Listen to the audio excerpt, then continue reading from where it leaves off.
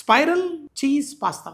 Italian స్టైల్లో మనం ఈ పాస్తా తయారు చేసుకోవడానికి ఈ రోజు మనం స్పైరల్ పాస్తా వాడుతున్నాము. సాస్ తయారు చేయడానికి ప్యాన్ లో కొంచెం వెన్న వేసి సైడ్ లో కొంచెం మైదా వేసి దాన్ని స్లోగా కుక్ చేసుకోవాలి. దాంట్లో పచ్చి వాసన పోయేంత వరకు కుక్ చేసుకొని మరో పక్కన ఉల్లిపాయ, వెల్లుల్లి, అలాగే కొంచెం దాంట్లో కావాలంటే నూనె కూడా వేసి లైట్ గా కుక్ చేసుకోండి. దీంట్లో క్యారెట్, స్వీట్ కార్న్ కూడా వేసి లైట్ గా కుక్ చేసి ఈ రెండు మిశ్రమాలని కలుపుకుంటూ దాంట్లో కొంచెం కొంచెంగా పాలు పోస్తూ కొంచెం చిక్కగా అయ్యేట్టు తయారు చేసుకోండి. ఉప్పు కూడా అడ్జస్ట్ చేసి ఒక 4-5 నిమిషాల పాటు స్లోగా కుక్ చేస్తే ఆ పచ్చితనం పోయి సాస్ రెడీ అవుతుంది. దీన్ని పక్కన తీసి పెట్టుకొని వేడి ఉడుకుతున్న నీళ్ళల్లో కొంచెం ఉప్పు వేసి స్పైరల్ పాస్తా ఇందులో వేసి 10 నిమిషాల వరకు పాస్తా కుక్ అయ్యేంత వరకు కుక్ చేసి ఆ వేడి నీళ్ళల్లో నుంచి తీసి రెడీగా పెట్టుకొని మరోసారి మనం తయారు చేసుకున్న సాస్ ని స్టవ్ మీద పెట్టి దానిపైన కొంచెం చీజ్ గ్రేట్ చేసి కొంచెం కావలసినంత నీళ్లు కానీ పాలు కానీ పోసి దానికి కావలసిన కన్సిస్టెన్సీ తీసుకొచ్చి చిల్లీ ఫ్లేక్స్ అలాగే మిక్స్ హర్బ్స్ తర్వాత